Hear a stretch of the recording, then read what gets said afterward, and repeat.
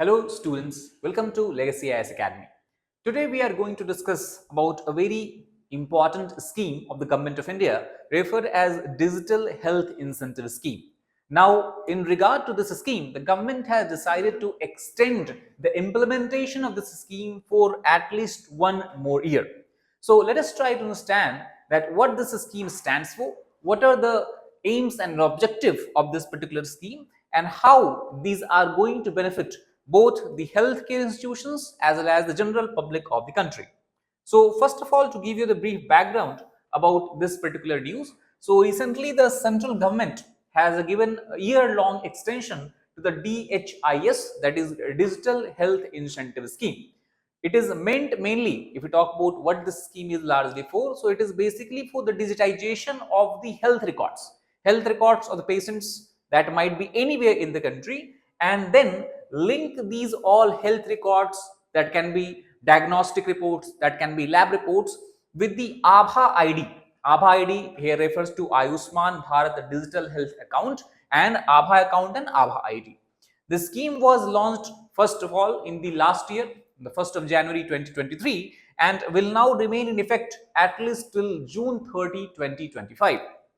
The center has also sought details from the states and union territories on the utilization of funds that has been dispersed to them for facilitating the implementation of the scheme and received throughout the scheme years, that is in last 1.5 years, briefly we can say. Now let us try to briefly understand about the scheme. So first of all, as we have discussed, the main objective of this scheme is to digitize the health records of the people or the citizens of the country, and the applicability of this scheme is not only, the good thing is that it is not only restricted to the public sector, public health institutions, it is also open for the private hospitals, private clinics, not only even private hospitals and clinics, but even nursing homes, diagnostic labs, and as far as pharmacies. So as we can see that the scheme has a very wide coverage as it tries to bring all the stakeholders working in the healthcare sector in a single umbrella or within a single umbrella. Now, what is the incentives? Because the name of the scheme is Digital Health Incentives. So what are the incentives the scheme tries to provide to the healthcare providers? So first of all, it says that for every additional record which the healthcare provider, healthcare institutions are able to digitize, the government will provide them rupees 20 over and above the threshold of 100 transactions a month that need to be there. Second, the scheme is applicable, as we discussed, to both public and private hospitals, and digital solution companies has also been brought under the umbrella. That means it will able to create a digital health record at much more faster pace, and now the government does not have to depend solely on the healthcare institutions, as separate institutions such as DSC have also been brought under this. Under it, each facility or digital solution company can then further earn incentive of up to rupees 4 crores, which obviously is a very large number or very big number since we are talking about in the monetary terms. Now, why government has decided to extend this scheme for 1 year? Because earlier the scheme was expected to lapse in the year 2024. So in this context, the statement that has been released by the Ministry of Health Welfares and basically the National Health Authority, which is the organization that is responsible for the implementation of this scheme, it has said that still the government's goal of digitalizing the health transaction has not been completed, and thus it is needed to provide a much more stronger boost to the healthcare provider for adopting digital health. Second, it also aims to incentivize HMIS and LMIS, that means Health Management Information System and Laboratory Management Information System, to make available the right software and affordable cost. That means suppose a hospital is given the incentive to digitize the record. Now, digitization is not possible just in air. That means you need to have a proper setup, proper installations of machines and all to make sure that you are changing or transforming from physical, we can say physical documents to the digital document. So that is something that requires software and hardware, and both of these are made available to them by providing them incentives. Second, the scheme has been extended largely because the results that we have seen in last 1 year has been quite satisfactory, and thus the extension is something that we can say is logical. Second, it also will help to further galvanize health facilities in embracing the digital prerequisites that is essential for their operation. So it is on these basis the government has taken the following decisions. Now, what has been the impact or what can be the possible impact of the scheme? Let us try to understand this also one by one. So first of all, the scheme, as you know, is based on reimbursement mechanism, incentive mechanism, and thus whenever any healthcare facility is digitizing the records, basically the scheme helps them by providing them reimbursement for the expenditure that they incur for this.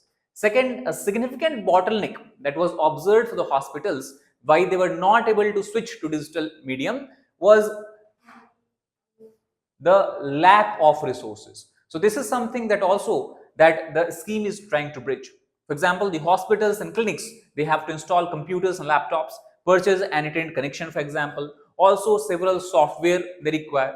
So for going digital, it is not an easy task, and this is something that scheme will be able to help the healthcare facilities.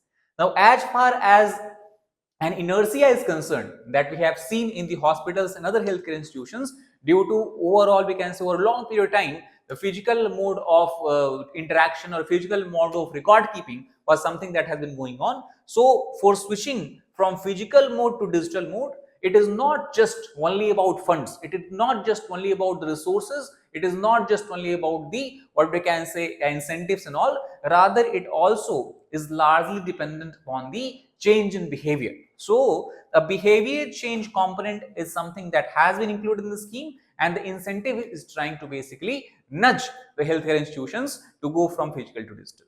And last, the scheme is on the lines of the incentives that is given for promotion of UPIs that we have seen in the Digital India program, and also the associated programs that was run by Government of India, at least we can say in last 7 to 8 years. So the digital health incentive scheme is nothing but we can say it is the logical extension of promoting digitalization in the healthcare sector from the financial sector.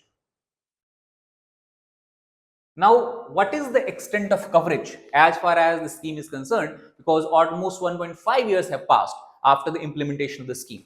So, if you look at the data that we have taken from the National Health, we can say data of the NHA, we can see that overall 4,005 healthcare facilities have registered for seeking the benefits.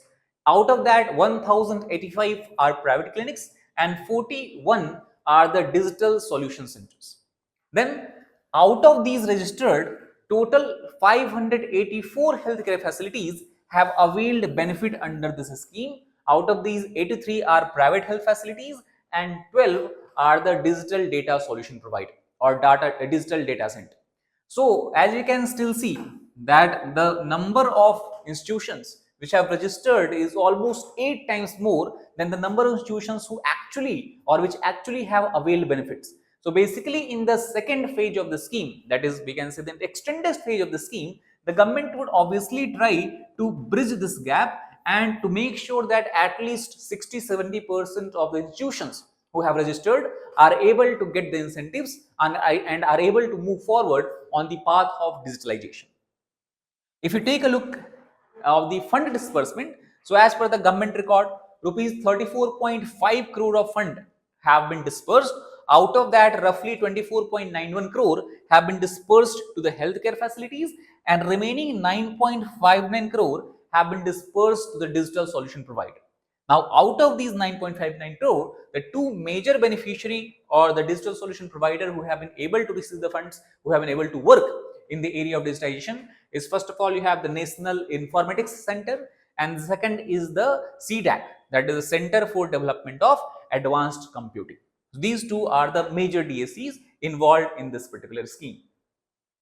Now, finally coming to the basics, that how this scheme, by incentivizing the healthcare provider, is also benefiting the patients across the country.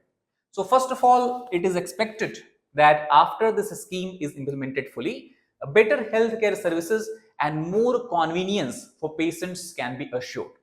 Second, digital transaction, which will become a norm in the healthcare institutions, will also help in cutting down the waiting period for a patient.